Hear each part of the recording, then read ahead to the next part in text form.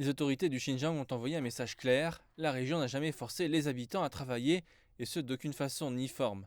Cela intervient 2 semaines après que les États-Unis ont déclaré qu'ils interdiraient l'entrée de tous les produits en coton et tomates importés du Xinjiang, affirmant qu'ils avaient été produits par certains des plus d'1 million de Ouïghours et d'autres minorités ethniques qui auraient été détenus par les autorités locales. Les États-Unis ont mis en application une juridiction au bras long, la saisie illégale et l'abus des contrôles à l'exportation. Cet acte barbare viole gravement les règles commerciales internationales, nuit gravement à la chaîne industrielle et d'approvisionnement mondiale et viole gravement les droits légitimes des entreprises et des employés du Xinjiang. Selon les autorités, de nombreuses familles pauvres, en particulier dans la partie sud du Xinjiang, ont échappé à la pauvreté en plantant du coton et des tomates, ou en travaillant dans des usines textiles de coton.